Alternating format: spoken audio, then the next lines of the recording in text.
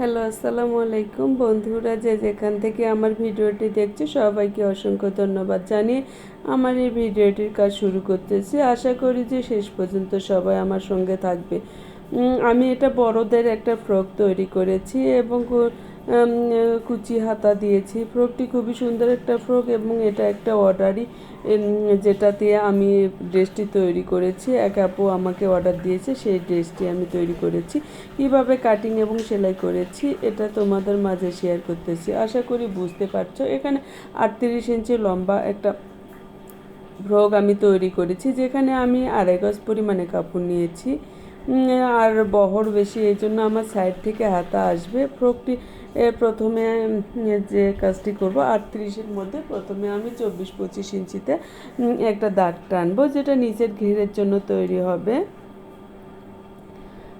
প্রথমে সমান করে কাটিং করে নিচ্ছি এবং 24 ইঞ্চিতে একটা দাগ টানছি, যেটা নিচের ঘেরের জন্য আমি 24 ইঞ্চি করে 2 পিস নেব কাপড়। 24 ইঞ্চি করে 2 পিস আমি কাপড় কাটিং করে নিয়েছি। প্রথমে আমি 24 ইঞ্চি 1 পিস কাপড় নিলাম, পুরা বহরটুকুই রেখে দিয়েছি, কারণ বড়দের জামার ঘের আরও বেশি লাগে, এই জন্য কাপড়ের ঘের অনেক ছিল, পুরা ঘেরটুকুই আমি রেখে দিয়েছি।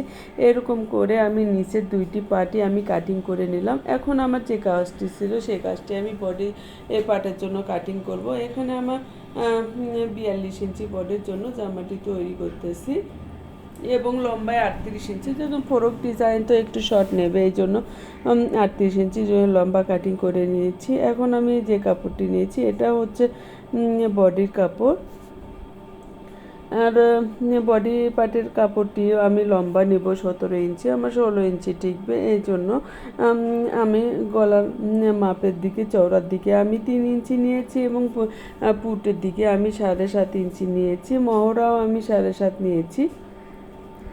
আমি সবসময় খেয়াল করি যে মহড়া এবং পুট যদি আমি একই নিই তাহলে ফিটিংসটা ভালো আসে, কোনো জায়গায় টান পড়ে না, এই জন্য দুইটি আমি একসঙ্গে নিয়েছি।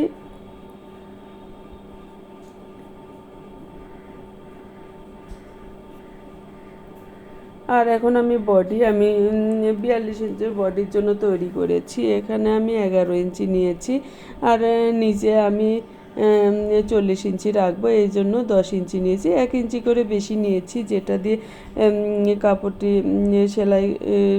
সেলাই করে যে বাড়তি অংশটুকু থাকবে সেটার জন্য রেখে দেব 1 ইঞ্চি কাপড়। এই হিসাবে আমি কাটিং করে নিলাম।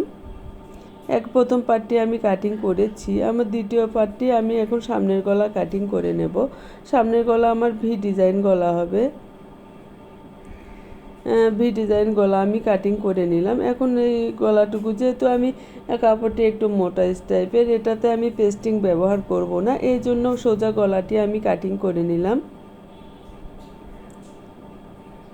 সামনের গলা এবং পিছন গলা দুইটি গলা কাটিং করে নিচ্ছি।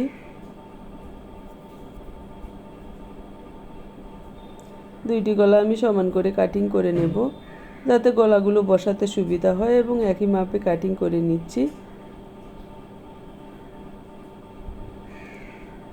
আমার আচ্ছা, বডি পার্টও হয়ে গেছে এবং নিচের ঘেরের পার্টও হয়ে গেছে। এখন আমি যে কাপড়টি নিয়েছি সেটা আমি 15 ইঞ্চিতে 16 ইঞ্চি একটা কাপড় নিয়েছি, যেটা আমি 1 ইঞ্চি মুড়ি দিলে 14.5 ইঞ্চি 15 ইঞ্চি টিকবে, এরকম হাতা তৈরি করব, সেই জন্য এখন আমি সেলাই আসলাম। প্রথমে আমি গলার মুড়িগুলো দিয়ে নেব।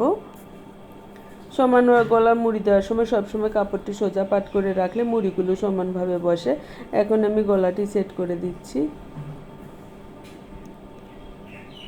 আর একটু একটু করে গলাতে কাটিং করে দেব, যাতে ফিনিশিং ভালো আসে, এই জন্য।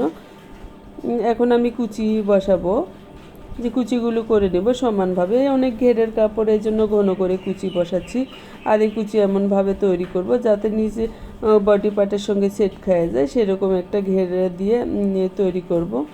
আমার এমনভাবে কুচি দিয়েছি যে আমার বডি পার্টের সমানই হয়েছে, সেটার থেকে আমি এখন কুচিগুলো কাপড়টি জয়েন দিয়ে নিচ্ছি। সেমভাবে আমি জয়েন দিচ্ছি।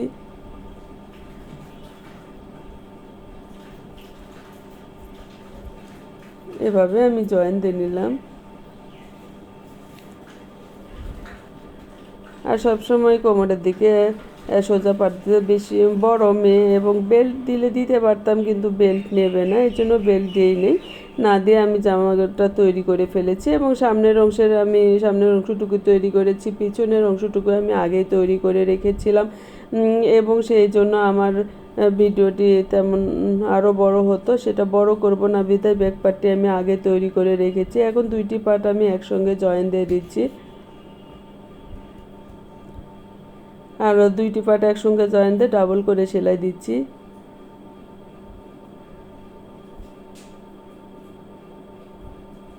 ডাবল করে সেলাই দিয়ে দিচ্ছি।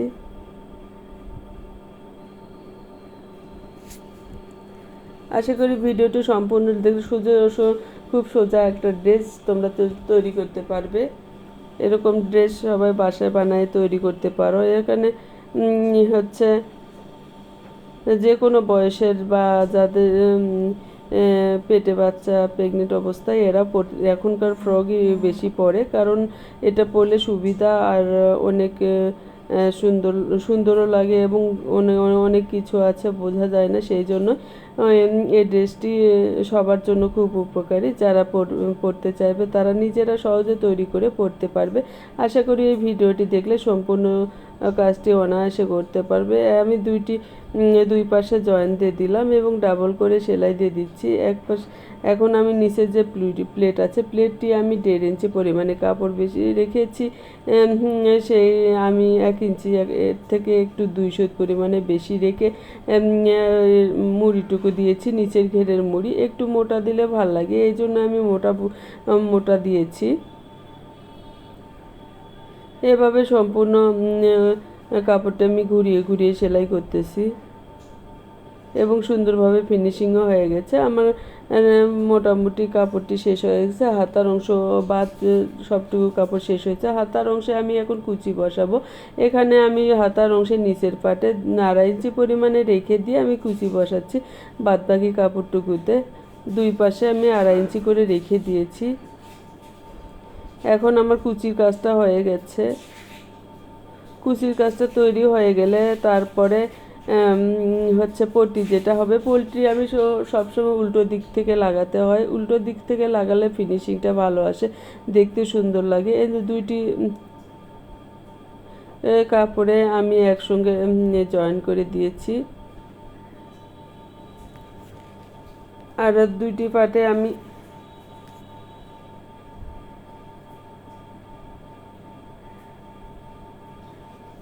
কাপড়গুলো তৈরি করে নিলাম। এভাবে হাতার দুইটি তৈরি করা খুব সোজা, এবং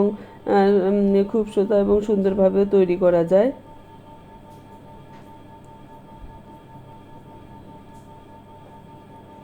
এখন আমি পট্টিগুলো উল্টা পাশে পট্টিগুলো জয়েন দিয়ে দিচ্ছি।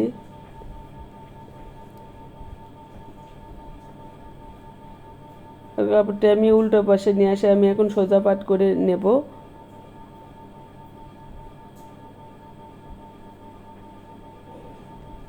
এখন আমি হাতাগুলো লাগাচ্ছি, ঘুরিয়ে ঘুরিয়ে হাতাগুলো সেট করে নেব।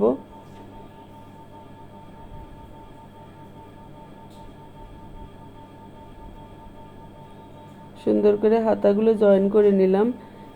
যারা আমার সঙ্গে এই ভিডিওটির সঙ্গে এ পর্যন্ত ছিল তাদেরকে অসংখ্য ধন্যবাদ জানিয়ে আমার ভিডিওটি এখানে শেষ করছি। আশা করি আমার সঙ্গে থাকার জন্য সবাইকে অসংখ্য ধন্যবাদ। আসসালামু আলাইকুম সবাইকে, আল্লাহ হাফেজ।